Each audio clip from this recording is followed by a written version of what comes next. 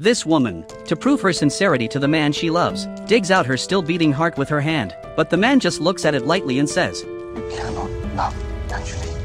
That is your collapse. It turns out that 200 years ago, Angelique is just a maid in the man's house. She falls in love with him, but it is not her that Barnabas loves, but a woman named Josette. The scene of their intimacy falls in Angelique's eyes. She instantly becomes jealous. She decides to use her status as a witch to get revenge on him. First, she casts a spell that causes him to lose his parents. Then she manages to get a strand of Josette's hair and casts a black magic spell on her.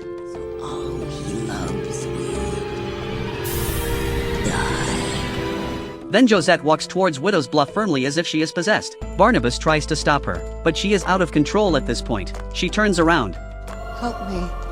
And then she leans back and falls off the cliff. Barnabas just watches his beloved woman die in front of him. There is nothing left in the world for him, so he intends to go after Josette. He falls beside her.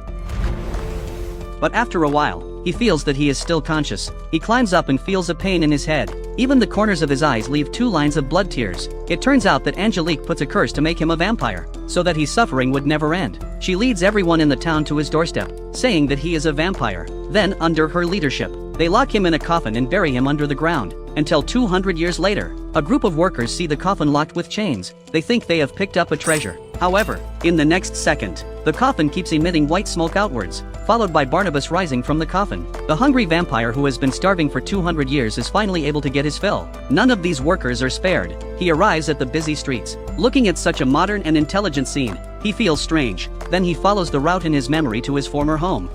My beloved Collinsport. What have they done to you? Barnabas hypnotizes the steward and then learns that there are 4 descendants of the Collins family now, and it has been 200 years since then. He enters the castle extremely naturally, looking at the decorations as they once were. He can't help telling them the origin of each piece. Heedless of the puzzled looks of the 2 beside the sofa, the boy notices that he looks exactly like their ancestors' wall painting.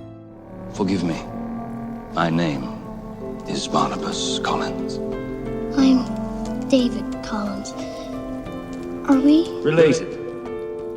Distantly, you might say. The manor's present-day owner shows up. Even though he looks a lot like their ancestor, she still suspects him of being a fraud, until Barnabas opens up a hidden chamber. She begins to believe him. After all, even she didn't know that there was a chamber. There are tens of billions of dollars worth of jewels are hidden. He decides to stay here to help her and bring the Collins family back to prominence.